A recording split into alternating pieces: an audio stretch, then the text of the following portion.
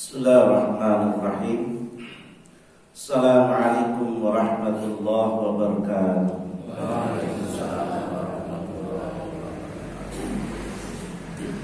Alhamdulillahilladzi anzala as-sakinata fi qulubil mu'minin walladzi an'amana bi ni'matil iman wal islam wa arsala rasulahu Muhammadan sallallahu alaihi wasallam rahmatan lil alamin.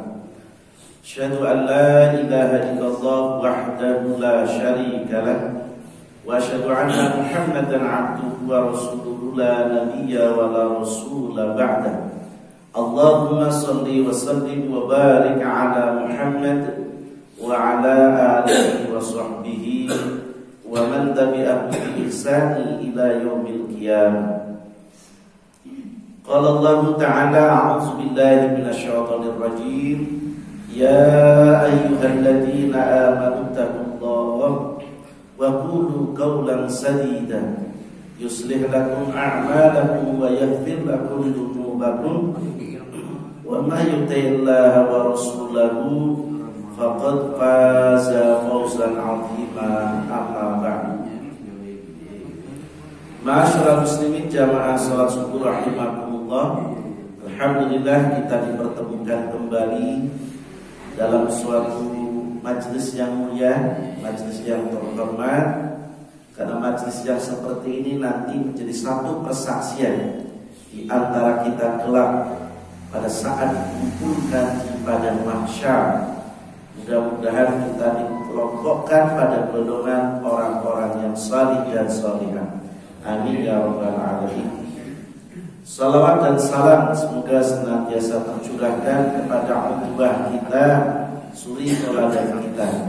Contoh kehidupan manusia yang paling mulia adalah baginda Rasulullah Muhammad sallallahu alaihi wasallam beserta keluarga beliau, para sahabat-sahabatnya, dan semoga sampai kepada kita sebagai umatnya, umat yang berharap akan syafaatul utsmanya nanti di yaumil akhir.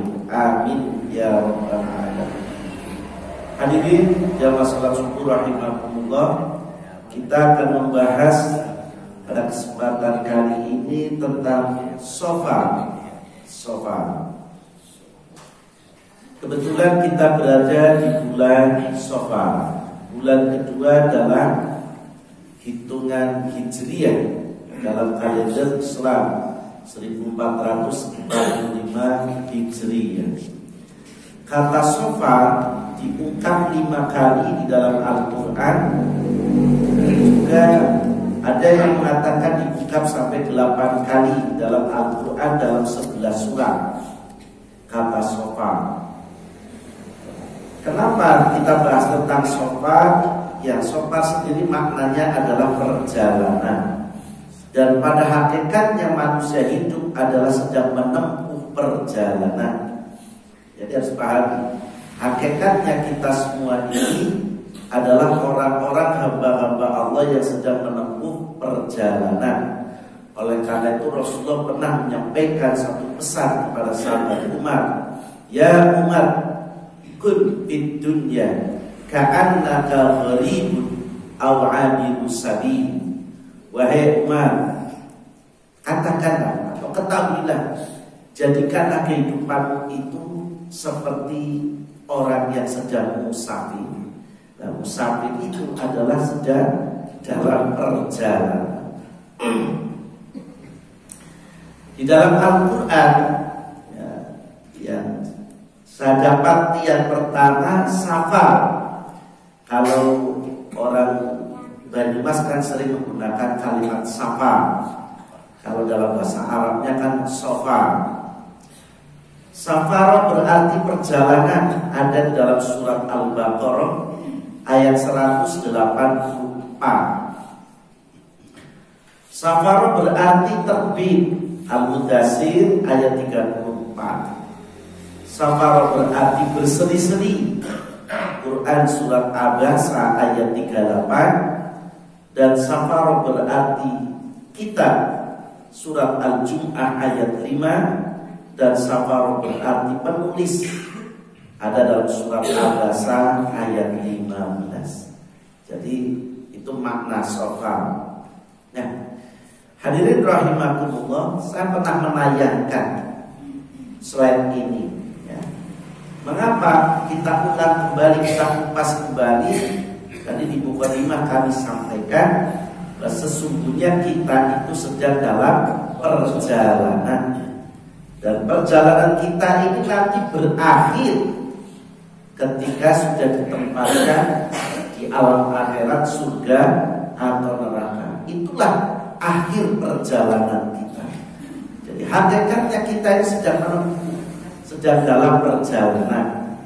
Perjalanan yang sudah kita lalui adalah perjalanan kehidupan alam ruh. Sudah kita lalui.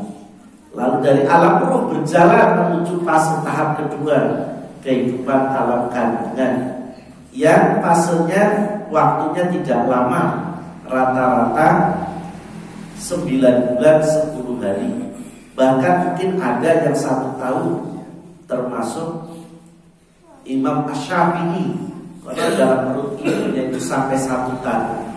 Orang Jawa dulu kalau hamil 10 bulan nggak lahir lagi, pindah tidurnya dari kamar tidur ke balai-balai. Balai-balai nggak lahir-lahir, pindah tidurnya ke dapur dan cepat lahir. Di dapur juga nggak lahir-lahir, pindah ke kandang sapi. Begitu kan ya? Zaman dulu begitu. Padahal Imam Syafi'i juga 1 tahun. Jadi kalau ada orang lahir di dalam perutnya sampai 1 tahun, mestinya kayak Imam Syafi'i. Lahir itu pintar, 7 tahun hafal Quran. Ini kita kena lahir ini kena kebo gitu. Jadi 7 tahun ya setelah hafal. Lagi hadirin rahimahullah. Jadi itu perjalanan hidup. 2 perjalanan itu tidak ada syariat, nggak ada ketentuan, nggak ada hukum, sehingga kita berlalu begitu saja. Lalu masuki fase yang ketiga, fase kehidupan alam dunia. Nah, di alam dunia itulah kita akan ditentukan mau selamat atau tidak perjalanan hidupnya, ditentukannya di fase yang ketiga. Mau selamat atau tidaknya kita di alam selanjutnya sangat tergantung perjalanan di alam dunia. Oleh karenanya, orang yang betul-betul bisa memanfaatkan kesempatan hidupnya di alam dunia, insya Allah selamat di alam kubur, selamat pada hari kebangkitan, selamat di alam mahsyar, selamat pada saat dihisab, selamat pada saat menerima catatan amal kebaikannya, selamat juga ketika meniti yang namanya as-sirat. Jadi perjalanan ditentukan di dunia ini. Oleh karenanya, dalam perjalanan di dunia ini kok variasi.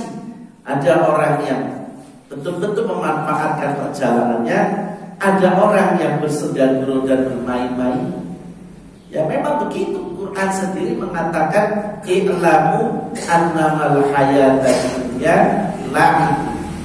Ketahuilah wahai manusia, hidup di dunia itu bagaikan sandiwara, sendaguro.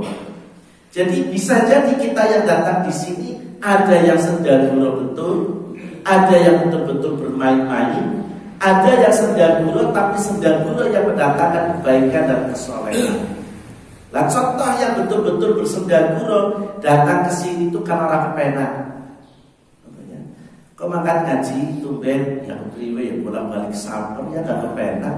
Jadi yang makan itu sendaguro betul. Jadi ngajinya itu kan rasa tidak kepenak, bermain-main gitu Pak. Jadi yang bersungguh-sungguh ya ada karena sudah terbiasa, sehingga menjadi nikmat. Kalau tidak ngaji jadi ada yang kehilangan. Jadi i'lamu annamal hayatad dunya la'ib. Ketahuilah wahai manusia, mati hidup di dunia ini hanyalah sendaguro dan permainan yang menipu ya. Permainan yang menipu. Dan karena ini perjalanan berarti ada waktunya, ada masanya. Maka sampai digambarkan setahun di dunia sama dengan 1 hari di akhirat. 1 tahun di dunia sama dengan 1 hari di akhirat. Sementara tidak ada di antara kita yang hidupnya akan mencapai 1000 Hatta Nabi Nuh, seorang nabi yang usianya terpanjang dalam sejarah, dia nggak mencapai 1 tahun, hanya sampai 950 tahun. Hadirin rahimakumullah, kita angkat kembali. Jadi kita sedang safar. Safar itu menurut pengertian secara umum adalah bepergian jauh. Safar artinya bepergian. Surat Al-Baqarah 184. Safar bermakna terbit. Quran surat Al-Mudaththir ayat 34. Safar berarti berseri-seri. Quran surat Abasa 38. Dan safar berarti penulis. Surat Abasa ayat 15. Dan safar berarti kitab. Surat Al-Jum'ah ayat 5. Dan safar sesungguhnya adalah nama bulan dalam tahun Islam, Safar.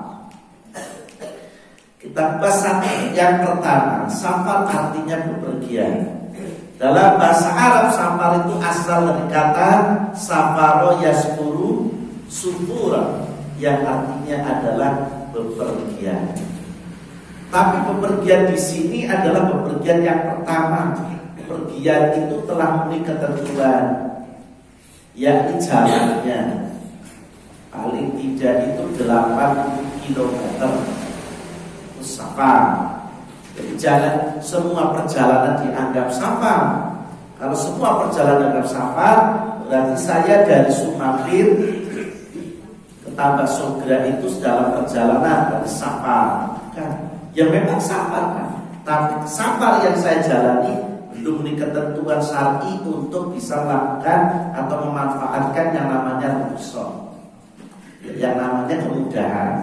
Tapi safar di sini adalah orang yang sedang menempuh perjalanan jauh dan memenuhi ketentuan jaraknya maksimal itu adalah 80 kilo, sehingga dia diizinkan untuk memanfaatkan rukhsah atau kemudahan dari Allah.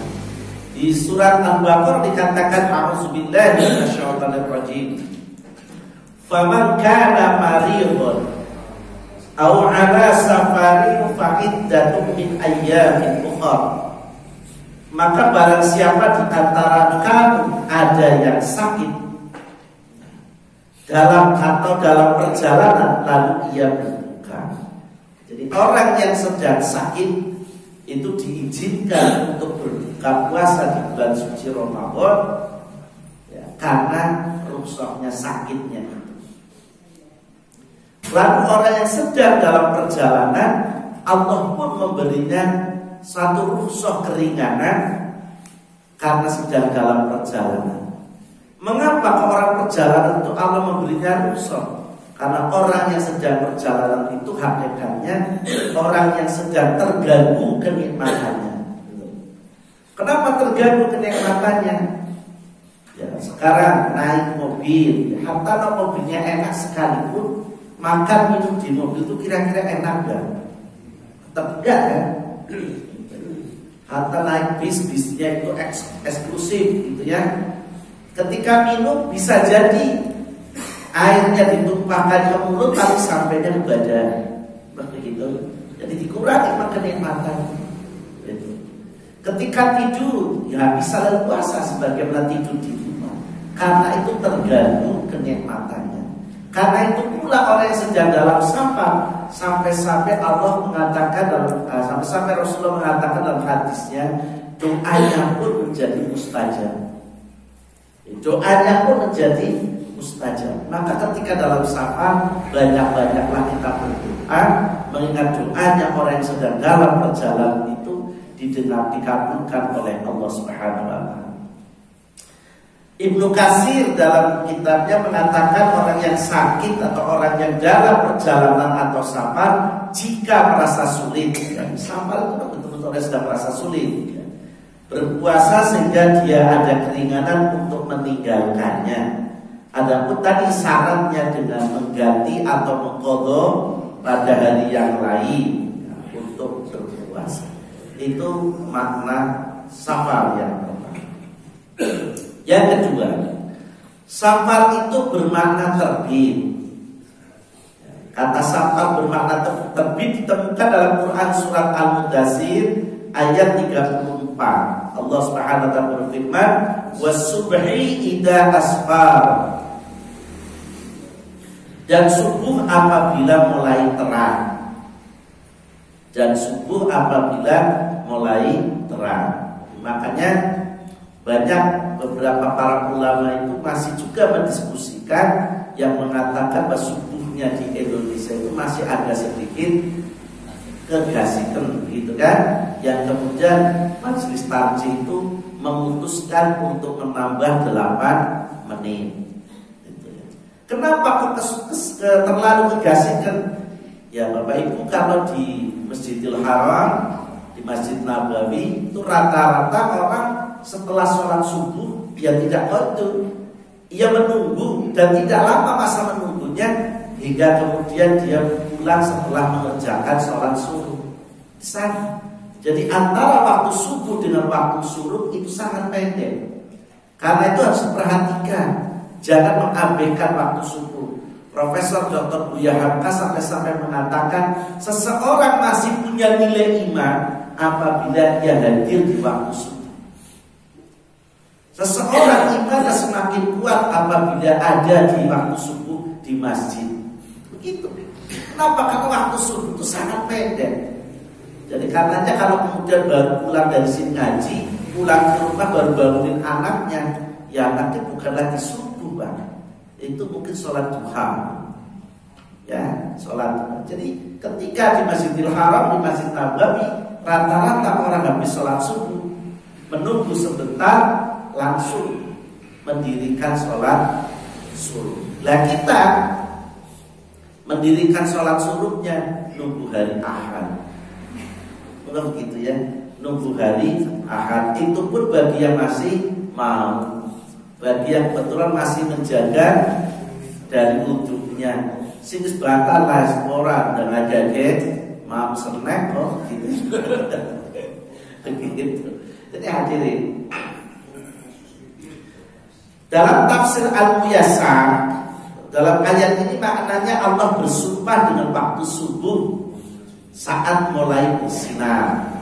Sementara tafsiran menyebutkannya sumpah Allah dengan bulan pada malam hari berlalu serta siang pada saat mulai terang. Jadi karena masih dikatakan malam apabila fajar shiddiq itu belum terbit.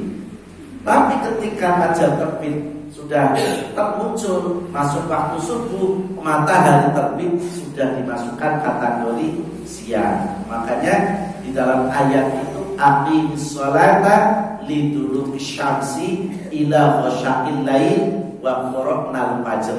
Jadi waktu itu di dalam Quran itu dikategorikan 3. Liduluki syamsi, terbitnya matahari. Aqimis sholata liduluki syamsi wa ghasya'il lail, waktu menjelang malam adalah terbenamnya matahari. Wa qara'nal fajar, terbitnya fajar. Itu di dalam Al-Quran ada golongan 3 waktu. Tapi juga dimaknai sumpahnya Allah. Tadi dikatakan was-subhi, demi waktu subuh. Yang ini sekali lagi kita punya sumpah-sumpah berkaitan dengan waktu, tapi kita sampai saat ini pun belum juga bisa disiplin. Begitu kan? Sehingga sampai-sampai reka-reka pemerintah atau reka-reka teknologi dalam rangka mendisiplinkan manusia, maka ada pinjel, gitu kan? Ternyata pinjel pun juga ditipu. Datangnya gasing jam 6, balik ketekamani jam sana. Jadi datangnya memang hadir, ini hanya pinjel doang, gitu ya. Pulang, ternyata hadir berikutnya jam 9. Ada lagi, karena tidak yakin dengan pinjel, maka dengan wajah, absennya dengan wajah. Nah itu sebenarnya karena apa? Ketidakpercayaan atasan pimpinan terhadap kedisiplinan anak buah. Padahal yang memiliki sumpah-sumpah ini ia adalah umat Islam. Tadi wasubhi, wasyamsi wadduha wan nahari wal laili wal asri, kan kita. Tapi kenapa kita umat Islam yang punya sumpah-sumpah demikian ini tidak dipraktekkan? Makanya sampai-sampai dikatakan dalam ayat yang lain, orang yang punya ilmu, punya pengetahuan, ia tidak mempraktekkan, maka digambarkan seperti keledai yang membawa kitab-kitab di dalam punggungnya sampai Mekah-Mekah kabupaten. Kenapa berat mempraktekkan? Begitu. Kira-kira disiplin itu berat betul? Betul. Maka kalau kita tidak melaksanakannya seperti tadi, keledai yang bawa kita, membawa kitab ilmu kabupaten. Tapi kalau kita biasakan, seperti hari ini, subuh itu kan waktu yang sangat berat.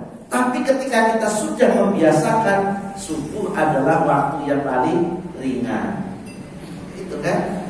Kenapa? Karena sudah terbiasa.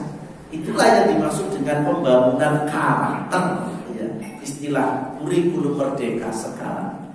Jadi kita bangun saja karakter yang pertama itu kedisiplinan pada diri kita. Yang punya aturan, yang punya syariat adalah kita. Maka nyanyiannya pun dalam Indonesia Raya, di Indonesia itu bangunlah jiwanya. Kita bangun dulu dong jiwanya. Kalau jiwanya sudah dibangun, berarti hati kita menjadi qalbun salim. Kan jiwa itu dalam Quran qalbun, gitu ya, hati. Dalam hati ada 3, qalbun salim, qalbun marid, qalbun marid, qalbun mayyit. Kan begitu. Kalau hatinya sudah dibangun, maka hatinya menjadi qalbun salim, hati yang selamat, hati yang damai. Kalau hatinya sudah damai, insya Allah tidak akan memiliki sifat rakus, tidak akan memiliki sifat tamak. Kenapa? Karena dalam hatinya sudah tertanam sifat qanaah, terima dengan apa yang sudah Allah karuniakan. Itu namanya membangun jiwa. Kalau jiwanya sudah terbangun dengan baik, bangunlah badannya. Itu kan? Bangunlah badannya. Maksudnya apa? Kalau seluruh bangsa, anak bangsa ini jiwanya sudah bagus, hatinya sudah bagus, maka membangun infrastruktur akan lancar, akan baik. Karena hatinya belum dibangun, tahu-tahu langsung membangun infrastruktur, ya maka menjadi tidak amanah. Bangun jalan, ya, koralnya diembar, pasirnya diembar, sampai tir-tirnya diembar. Kenapa? Karena jiwanya belum dibangun, gitu ya. Ini kan nyanyian, bukan kata saya ya. Itu kan lagu Indonesia Raya kan. Bangunlah jiwanya, bangunlah badannya. Jadi para penyair itu dulu nyanyikan lagu itu sebagai ikhtiar untuk membangun bangsa ke depan. Ini sayangnya lupa dengan syair, ya, malah yang diutamakan fisiknya. Bahkan fisiknya belum selesai saja, akhirnya dengan pesta bernyanyi berjoget teriak di istana. Gitu kan? Hadirin rahimakumullah, yang ketiga, safar itu artinya berseri-seri. Dalam surat Abasa ayat 38, A'udzubillahi minasyaitonir rajim. Wujuhu yawma idzin musfirah.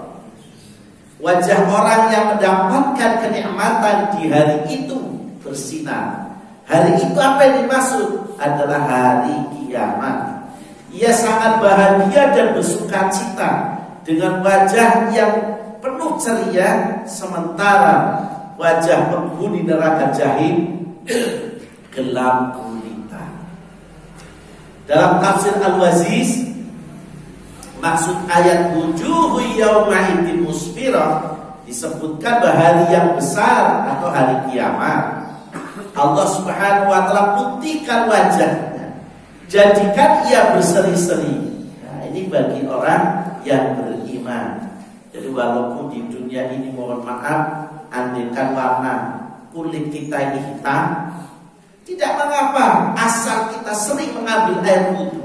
asal kita suka sujud sesuai dengan ketentuan Allah, maka besok kita dibangkitkan dari alam kubur dalam suasana wajah yang berseri-seri, penuh dengan keceriaan, penuh dengan senyum.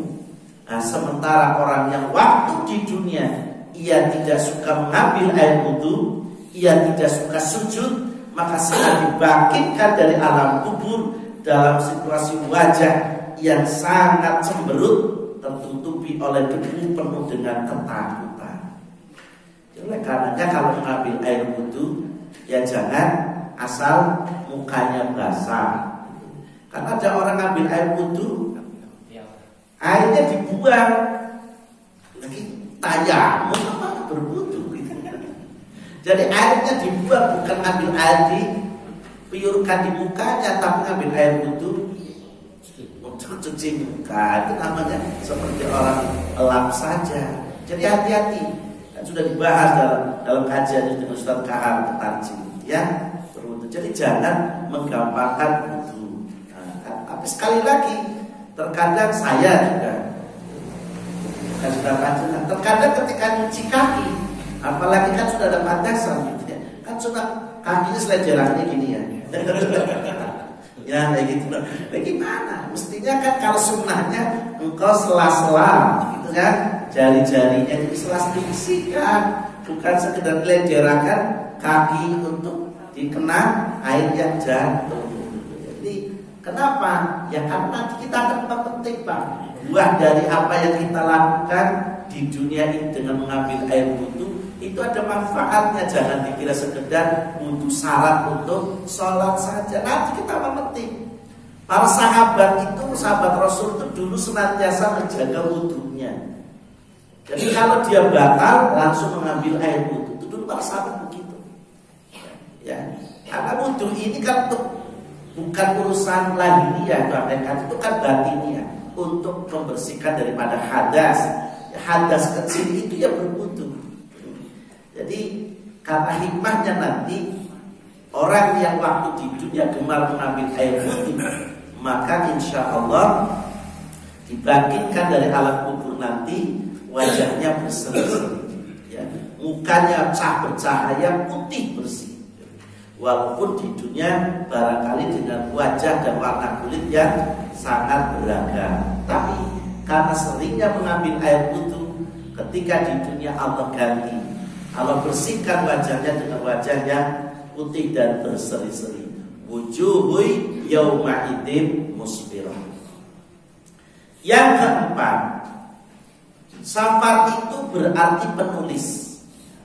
Ada dalam surat Abasa ayat 15. Bi'aidi safar. Bi'aidi safar. Artinya di tangan para penulis. Di tangan para penulis. Tapi para penulis yang maksud di sini adalah malaikat, raqib dan atid. Jadi Allah Subhanahu wa taala mengutus raqib dan atid untuk mencatat, menulis setiap perbuatan kita yang tersembunyi, yang terselubung, yang tersirat, yang tampak, yang wujud. Semua itu ada dalam catatan raqib dan atid. Ya contohnya lagi ngaji kayak gini, ada yang menggerutu artinya, ya tulis saja. Ngaji-ngaji menggerutu begitu. Jadi kira tidak. Jadi tidak bisa lepas dari catatan raqib dan atid. Loh, tak lagi ngaji masa sekedar menggerutu ditulis, ya ditulis. Kenapa? Karena dikatakan dalam surat Al-Zalzalah, "Faman ya'mal mithqala dzarratin khairan yara, wa man ya'mal mithqala dzarratin syarran." Seberat biji sawi pun akan dipertontonkan.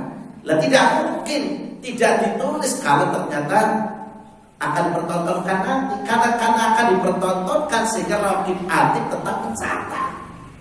Walau seberat biji sawi, kebaikan yang kau lakukan ditulis oleh raqib, kejahatan, keburukan, dosa yang kita lakukan itu pun dicatat oleh malaikat atid.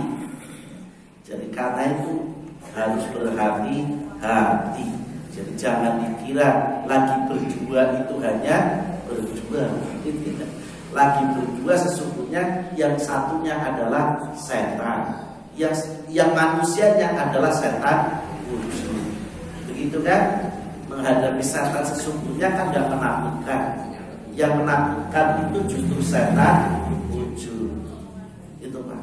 Karena setan yang tidak wujud itu kan tidak bisa diraba. Tapi setan wujud meraba, kalau jawab meraba celaka. Gitu ya. Nah, jadi dikatakan dalam tafsir Al-Misbah karya Profesor Dr. Quraisy Shihab, dikatakan bahwa jamak dari kata safir artinya penulis. Kemudian safaroh juga bentuk jamak dari kata musafir yang berarti pergi jauh, atau jamak kata safir berarti perwakilan atau utusan. Apa yang dimaksud perwakilan atau utusan? Ya Raqib Atid kan menjadi perwakilannya Allah, menjadi utusannya Allah untuk mencatat amal perbuatan hambanya. Jadi mencatat, menulis. Sehingga safaroh artinya penulis wahyu Al-Quran, atau malaikat yang Allah utus menjadi perwakilan dan menempuh jarak jauh sebagai perantara Allah Subhanahu wa taala dengan para rasulnya. Jadi pada saat para nabi, para rasul itu menerima wahyu, maka bukan Allah langsung yang menurunkan, tapi dengan perantara malaikat Jibril. Jibrillah yang diutus oleh Allah untuk menurunkan wahyu. Maka arti di sini bi'aidi safarah bisa memiliki makna penulis, bisa memiliki makna perwakilan, bisa memiliki makna utusan. Kelima, Safar berarti bulan kedua dalam tahun Islam, dalam kalender Islam, yang artinya adalah sunyi, sepi. Artinya sunyi dan sepi. Mengapa? Sebab bangsa Arab dahulu, masyarakat Arab dahulu memiliki kebiasaan untuk mengosongkan rumahnya untuk bepergian, pergi atau perang pada bulan-bulan tersebut. Yang jelas tradisi masyarakat Arab itu memiliki dua musim, musim bermukim dan musim bepergian. Bepergiannya itu dalam rangka berniaga, dalam rangka bisnis. Jadi orang Arab punya jiwa ekspansi, jiwa untuk keluar dari negerinya itu sangat tinggi. Makanya tidak heran di mana-mana mesti ada orang Arab. Ya, di mana-mana pasti ada orang Arab. Sampai Allah sendiri menurunkan satu surah Al-Quraisy. Li'ilafi Quraisy ila bihim rihlatash shita'i was-shayf falyabudu rabb hadzal bait alladzi at'amahum min ju' wa amanahum min khauf. Disebabkan oleh kebiasaan orang Quraisy, yaitu kebiasaan mereka bepergian pada musim dingin dan musim panas, sehingga mendapatkan banyak keuntungan. Ya kan, bepergian mendapatkan keuntungan berarti kan berniaga. Oleh karenanya di dalam sejarah Islam, tarikh asri, masuknya Islam dari Jazirah Arab ke Indonesia itu juga melalui perdagangan. Di samping perdagangan dengan perkawinan, kan begitu. Sambil berdagang, ia menyebarkan Islam, mendakwahkan Islam. Ia mendapatkan keuntungan yang besar. Ia menerapkan kebiasaan Nabi yang mengatakan bahwa sesungguhnya 99% rezeki ada pada perniagaan, ada pada dagang. Makanya orang Arab mempraktekkan, bukti bahwa orang Arab suka melakukan ekspansi, jiwanya berani keluar dari negerinya, itu sampai sekarang bisa kita saksikan. Kalau panjenengan melihat sepanjang jalan Jalan Jenderal Sudirman, Jalan Gatot Subroto, kalau penjual kayu lemari, kursi, meja, itu mesti wong Arab. Orang mungkin orang tambah sogra, mungkin. Mungkin ada orang tambah sogra jualan kayu, yang ditambah sogra jalan tambah sogra. Ini orang nasi buah itu jalan Jenderal Sudirman, Ahmad Gatot Subroto. Atau kita lihat pedagang material itu yang orang Arab. Tapi kalau jenengan cari dapur fotokopi, bangun makan padang, ya mesti orang Sumatera Barat. Ya. Kenapa orang Sumatera Barat kok hampir ada juga? Karena dari dahulu orang Sumatera Barat, orang Minang itu memang sudah melakukan komunikasi secara intens dengan orang-orang Arab. Makanya dalam sejarah dikatakan orang Minang sampai ada yang menjadi imam Masjidil Haram, menjadi ulama besar di Mekah. Itu dari dulu. Sehingga orang-orang Minang, orang Sumatera Barat punya jiwa yang agak sama. Bisa dibuktikan dalam karya Profesor Dr. Buya Hamka dalam bukunya Tenggelamnya Kapal Padewitz. Di sana dituliskan jelas filsafatnya, jangan kembali pulang sebelum jadi orang. Kan begitu. Jadi orang-orang Sumatera Barat jiwanya begitu. Jangan kembali pulang sebelum jadi orang. Lah kebalik dengan orang Jawa, makan tidak makan asal ukur. Ya maka jangan berharap kaya begitu. Jangan berharap kaya. Kenapa? Karena filosofinya makan tidak makan asal ukur. Balik-balik. Orang Jazirah Arab berani melalang buana ke belahan dunia karena perintah ayatnya fantasiru fil ardh. Bertebaranlah kalian di muka bumi. Nah, kita orang Jawa pokoknya kumpul-kumpul baik pulau Jawa gitu ya begini. Padahal dunia yang begitu luas, belahan dunia yang begitu luas, kita terkadang kaget. Jangankan kita mencari di belahan dunia, karena kita banyak kumpulnya di Jawa, keluar dari pulau Jawa saja sudah linglu. Di timur baratnya itu sudah bingung-bingungnya lainnya. Hadirin rahimahullah. Jadi ini perintah ya sesungguhnya Allah perintahkan kepada hambanya, silakan engkau melakukan perniagaan.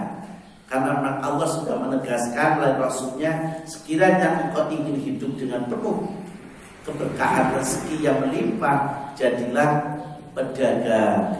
Ya, tapi karena kita ini cukup lama ya dijajah oleh bangsa lain 350 tahun, sehingga kita menjadi manusia feodalis.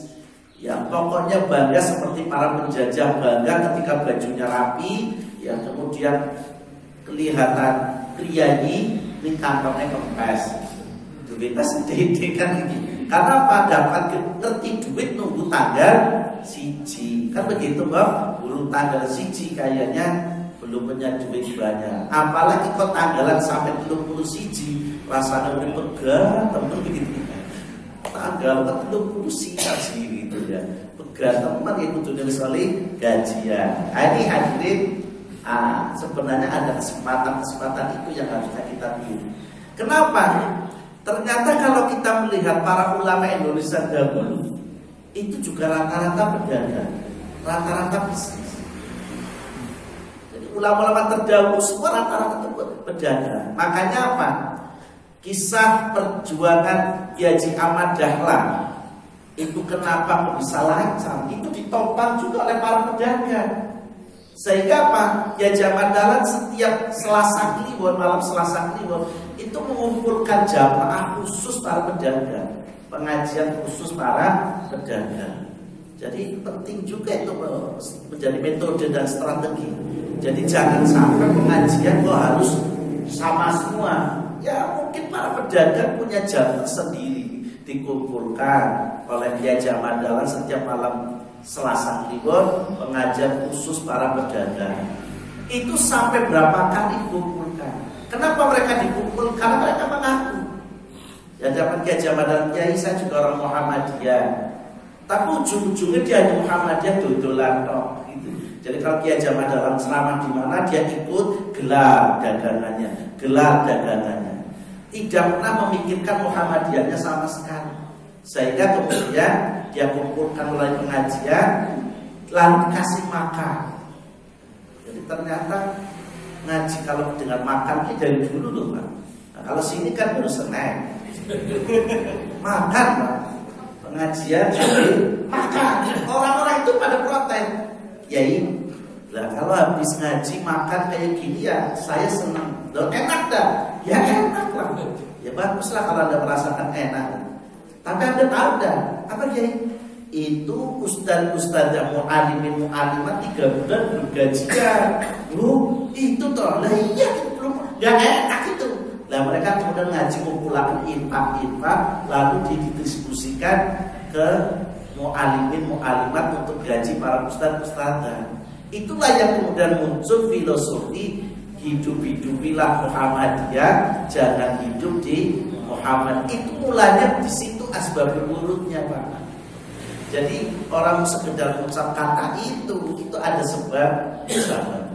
Jadi itu safar ya. Lalu berikutnya safar itu berarti kita. Berarti kita. Al-Jum'ah ayat 5. A'udzubillahi minasyaitonirrajim. Masalul ladzina humilut taurata lam yahmiluha tsumma lam yahmiluha kamasalil himari yahmilu asfar. Bi'sa masalul qaumil ladzina kadzdzabu biayatillah wallahu la yahdil qaumadh dhalimun. Perumpamaan orang yang dibebani tugas mengamalkan Taurat. Ini kan cerita tentang kitab Taurat. Kemudian tidak mengamalkannya adalah seperti keledai yang membawa kitab-kitab tebal tanpa mengerti kandungannya. Tadi kami sampaikan. Kalau ada orang ngaji, orang Islam sudah paham syariatnya, sudah ngerti ketentuan-ketentuannya, ini orang dipraktekkan, ya seperti himar yang membawa kitab. Itu. Jadi untuk mempraktekkan perasaannya berat, perasaannya abot, seperti itu digambarkan. Tapi kalau kita mempraktekkan, ya maka menjadi ringan, itu ya. Menjadi ringan. Oleh karenanya sangat buruk perumpamaan kaum yang mendustakan ayat-ayat Allah. Allah tidak beri petunjuk kepada kaum yang zalim. Zalim di sini maksudnya adalah berbuat zalim pada dirinya sendiri. Mengapa? Karena tahu hukum, ia tidak mau mempraktekkan. Kan dalam ayat dikatakan kabura maqtan 'indallahi an taqulu ma la taf'alun. Amat besar kebencian di sisi Rabbmu orang yang tahu hukum tapi dia tidak mau melaksanakan, tidak mau mempraktekkan. Jadi kalau gambaran seperti ini, makanya orang yang tidak pernah menerima dakwah dalam itu.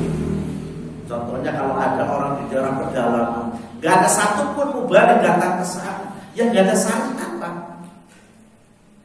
gak ada syariat. Loh kita ini kan udah ngajinya setiap Ahad pagi, mungkin ada yang malam Selasa. Kalau itu semua tidak dipraktekkan, ya maka terkena kabur makna. Terkena kabur makna. Orang yang tahu hukum tetapi tidak mau mempraktekkannya. Itu di dalam surat As-Saff itu. Kabur makna indallahi at-taqulu ma la taf'alun. Maka ayo kita sedikit demi sedikit kita praktekkan. Jangan kemudian ayat-ayat Allah, syariat-syariat Allah yang sudah kita terima disembunyikan begitu saja. Masyarakat Arab dahulu menamakan bulan Safar itu bulan Siam. Ini masyarakat sebelum Islam, ya. Maka sampai dikatakan ini, as-safaru qit'atun minal adabi yamna'u ahadakum ta'amahu wa syarabahu wa naumahu.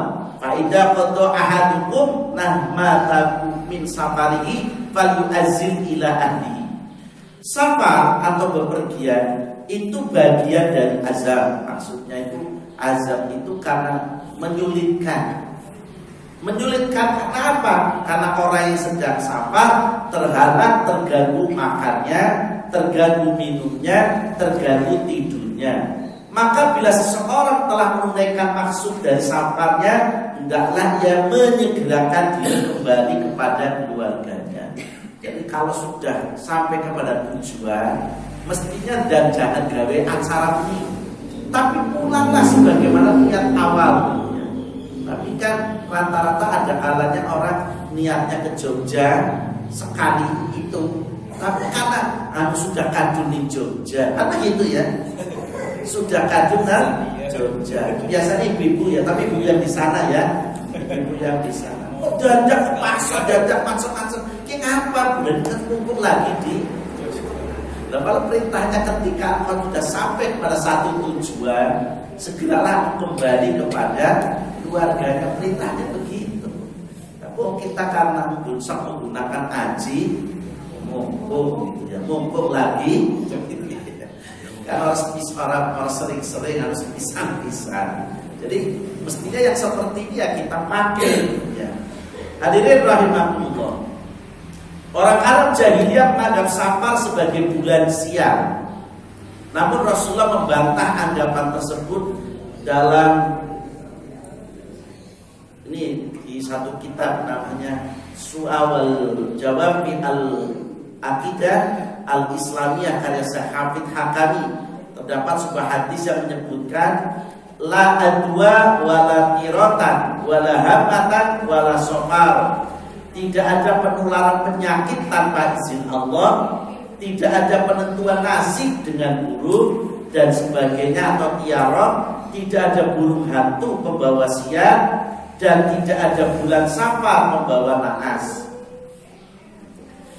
Kadang-kadang orang Jawa juga masih punya keyakinan gini ya. Kalau depan rumahnya ada burung perjak berarti arah panah. Apa bedanya jahiliyah kita dengan mereka? Apa bedanya kalau begitu? Ya, kalau hari ini kok masih percaya dengan burung perjak, ada HP, sidangnya apa orang tuh begitu? Tidak nunggu burung perjak. Namanya sudah tidak lagi rasional. Jadi mohon maaf, orang jahiliyah dulu ketika mau melakukan perjalanan berniaga, dia terbangkan burung merpati, Pak. Dia terbangkan burung merpati. Ketika burung itu terbangkan ke arah timur, kok malah balik ke barat, dia akan berkata begini, oh hari ini rezekiku berarti ada di sebelah barat. Yang ikuti burung, jadi niaganya yang sudah niat ke arah barat malah balik ke arah, akhirnya ke arah timur balik ke arah barat. Itu orang jahiliyah dulu begitu. Ya saya tidak tahu orang dulu ketika mau berniaga seperti apa, karena ada kalanya pamitan dulu kepada kuburannya, kuburan apa nenek moyangnya, mohon doa restuan gitu ya. Sebenarnya itu tradisi sebelum Islam itu ada ya. Jadi oleh karena ini ya mari kita kikis ya begitu itu. Karena itu nanti kalau dibiarkan jenengan percaya bahwa cicak yang jatuh akan datang rezeki. Cicak yang jatuh akan ada rezeki. Ya berarti kita masih jahiliyah modern. Karena itu secara tidak langsung terselubung sirkul khawfi, sirik yang halus, bahwa kita percaya dengan hewan, tidak percaya dengan kekuasaan Allah. Ini hati-hati, meskipun tampaknya waduh kayak gue baik, benar kelihatannya kecil dan ringan, tapi jika itu diterus-terusin membahayakan. Sesungguhnya banyak peristiwa di bulan Safar ya hadirin. Ada perang Al-Abwa, ada perang Haibar, ada perang Zu'amar. Pernikahan Rasulullah dengan Sayyidina Khadijah itu bulan Safar. Ini orang Indonesia malah pernikahan ramenya di bulan Zulhijjah, ya kan? Zulhijjah. Padahal Nabi menikahi Khadijah, Nabi pertama nikah kan dengan Khadijah itu justru di bulan Safar. Jadi jujur kalau kita mau iktibar Nabi ya, mestinya nikahnya kita kan rata-rata nikahnya cuma sekali selama hidup. Ya kalau bisa iktibar Nabi di bulan Safar, ini kan jenengan sudah pada nikah, apa mau mengulang? Tidak kan? Tidak mungkin. Itu nikahnya bulan Safar. Lalu Ali bin Abi Thalib menikah dengan Sayyidina Fatimah itu juga di bulan Safar. Bulan Safar. Ini dikutip dalam tafsirnya Ibnu Katsir. Bukan bukan kata saya. Ya, di dalam Ibnu Katsir. Kemudian penaklukan Romawi dalam sejarah oleh Usamah bin Zaid itu juga berada di bulan Safar. Lalu tadi orang Zaidiyah mengatakan bulan Safar itu bulan sial. Itu secara kebetulan saja. Kemarin tanggal Agustus, kita istiwa 7 Agustus di Cina ya, Tiongkok dilanda bencana yang tiada lazim. Hujan petir ini telah banyak merusak fasilitas umum. Apa? Tidak mungkin Allah dengan begitu serta-merta mengazabkan pada sebab musabab. Ternyata orang China itu membuat matahari tandingan. Jadi membuat matahari tandingan dan teknologi ya, sehingga diharapkan waktu siang itu lebih panjang daripada waktu malam. Saat launching matahari tandingan dan Allah murka, datangkanlah petir badai sehingga banjir bandang dan menghancurkan semua teknologi yang tadi untuk membuat matahari tandingan itu. Jadi jangan neko-neko lah itu. Ora usah kakek olah gitu ya. Allah pun murka kalau sudah sampai seperti itu. Kemudian ini Hawaii. Ini di Hawaii. Ini juga peristiwanya bulan Safar. Karena berada di bulan Agustus. Sampai sekarang kan masih Safar juga kan. Hawaii itu dibakar hangus ini Pak. Ini adalah Arab. Hangus habis. Kenapa? Ya karena orang masuk ke Hawaii itu yang telanjang bulan Pak. Laki-laki perempuan silakan mau berbuat apa saja. Pokoknya seperti kewan Pak. Yang mau sesama jenis, yang mau berbeda jenis ya di situ silakan. Bebas tanpa aturan. Itu di Hawaii. Ya Allah pun murka. Itu dulu tempat wisata yang paling handal. Itu Hawaii. Bumi hanguskan oleh Allah. Setelah Hawaii, ini Kanada. Sampai sekarang. Ini api ya Pak ya, yang membara itu api. Gitu. Kenapa dikatakan Kanada neraka dunia? Setelah Hawaii hangus, sekarang Kanada seperti neraka. Kenapa? Ya negeri Kanada adalah negeri yang mengesahkan undang-undang LGBT. Jadi negeri yang sudah menghalalkan, meresmikan undang-undang LGBT. Jadi laki-laki nikah dengan laki-laki itu sudah punya undang-undangnya. Perempuan nikah dengan perempuan sudah ada undang-undangnya. Dan nanti di Indonesia bulan November ada konferensi internasional tentang LGBT. Kemudian ada acara musik di GBK ya, makanya kemudian rame-rame JIS itu karena GBK-nya untuk acara itu nanti bersamakan dengan pertandingan sepak bola U17. Ya mudah-mudahan digagalkan. Kalau kita sudah mengizinkan ya apa bedanya, kita berarti merestui. Ini bahayanya Pak, jangan dianggap sepele. Karena saking murkanya Allah, orang LGBT, orang gay, orang lesbi itu kalau mati, kalau sudah mati saja dilempar mungkin yang paling tinggi. Itu saking murkanya Allah. Oleh karena itu ya kita sudah ngerti kayak gitu tuh ya jangan kemudian macam-macam seolah-olah tidak menghafal. Karenanya perbanyaklah istighfar. Karena orang yang istighfar itu akan dijauhkan dari musibah dan bencana. Wa ma kana Allahu liyu'adzibahum wa anta fihim wa ma kana Allahu mu'adzibahum wa hum yastaghfirun. Ini di surat Al-Anfal ayat 33. Allah sekali-kali tidak akan mengazab mereka selama engkau ya Muhammad berada di antara mereka, dan Allah sekali-kali tidak mengazab mereka selama mereka mohon ampun. Dan sungguhnya kita ini hakikatnya juga sedang memohon ampun. Jadi di dalam majlis taklim sepertinya hakikatnya sedang berzikir, sedang istighfar. Kenapa? Karena orang yang berada di majlis taklim adalah orang yang sedang berzikir kepada Allah, sedang memiliki rasa takut karena ada peringatan-peringatan dari Al-Quran maupun hadis Nabi.